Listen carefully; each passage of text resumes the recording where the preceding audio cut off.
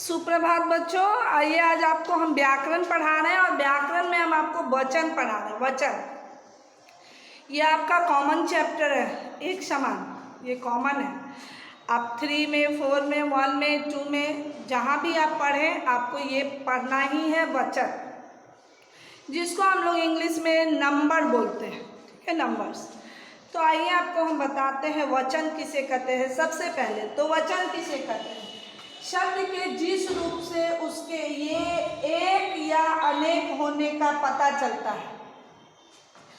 शब्द के जिस रूप से उसके एक या अनेक होने का पता चलता है उसे वचन कहते हैं। जैसे लड़का, लड़की। वचन कितने प्रकार के होते हैं वो भी मैंने यहाँ लिखा है। वचन 2 प्रकार के होते हैं, एक वचन और बहुवचन। तो एक वचन में भी कुछ उदाहरण हम दिए हैं, यहाँ पे बहुवचन में भी कुछ उदाहरण हम दिए हैं जो कि आप देख रहे हैं। ठीक है, तो आपको समझ में आ गया कि वचन किसे कहते हैं। जैसे मान लीजिए हम बोल रहे हैं बच्चा रो रहा है। ठीक है, तो बच्चा रो रहा है मतलब कि एक बच्चा रो रहा है, एक वचन है। और बच्चे रो रहे हैं मतलब बहुवचन, बहुत सारे बच्चे हैं जो रो रहे हैं। लड़का खेल रहा है यानी कि एक लड़का, और लड़का खेल रहा है यानी कि एक लड़का, और लड़के खेल रहे हैं मतलब बहुत सारे लड़के। तो लड़का एक वचन और लड़के बहुवचन। समझ में आया? अध्यापिका पढ़ा रही हैं, तो अध्यापिका क्या है? एक अध्यापिका है जो पढ़ा रही है। अध्यापक गण पढ़ा रहे हैं तो बहुत सारे अध्यापक का यहाँ संबोधित किया जा रहा है अध्यापकन बोल के। ठीक है, तो इसी से हम आपको पढ़ा रहे हैं कि वचन किसे कहते हैं। तो आपको समझ में आया? कुछ उदाहरण भी मैंने यहाँ देखे।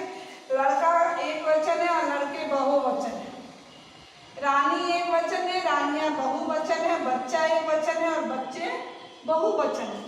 ठीक है, तो ये आपको समझ में आ गया कि वचन किसे कहते हैं। हम आपको बता दिए कि एक या अनेक होने का बोध हो। अब वचन 2 प्रकार के होते हैं, एक वचन और बहुवचन। अब आ रहा है सवाल कि एक वचन किसे कहते हैं। तो हमारा सवाल का उत्तर है कि एक वचन जिस शब्द से एक का बोध हो, एक संख्या का बोध हो, या फिर शब्द के जिस रूप से उसके एक होने का पता चले उसे एक वचन कहते हैं। शब्द के जिस रूप से उसके एक होने का पता चले उसे एक वचन। जैसे लड़का, लड़का है, उससे पता चल रहा है कि वो एक वचन है। और शब्द के जिस रूप से अनेक होने का पता चले उसे बहुवचन कहेंगे। तो लड़के खेल रहे हैं तो लड़के क्या हुआ? लड़के क्या हुआ? बहुवचन। समझ में आया ना कि शब्द के जिस रूप से उसके अनेक होने का पता चले उसे बहुवचन कहते हैं। तो एक वचन भी बता दिए, बहुवचन भी बता। बहुवचन हमेशा आदर्शसूचक शब्दों के साथ प्रयोग किया जाता है। खेल रहे, कर रहे, गा रहे, पढ़ रहे। बहुवचन में हमेशा आदर्शसूचक शब्द होता है। ठीक है, ये भी मैंने आपको बताया।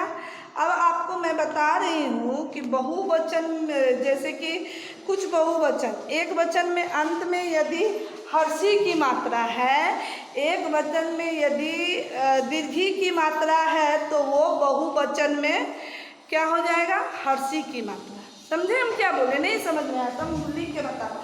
यदि एक वचन नारी है, ये नारी आपको दिख रहा है, ये दीर्घी की मात्रा है, तो हम बहुवचन जब लिखेंगे तो यहाँ हर्षी की मात्रा होगी। हमेशा ध्यान रखिएगा, समझ गए? और आप देखें, या फिर यदि आप अ की मात्रा है तो उसमें अ है, अमात्रिक शब्द है, कलम, तो उसमें ए की मात्रा लगेंगे कल में। और यदि माता है तो माताएं, यदि आ की मात्रा है तो उसमें ए। ठीक है, आपको समझ में आया कि यदि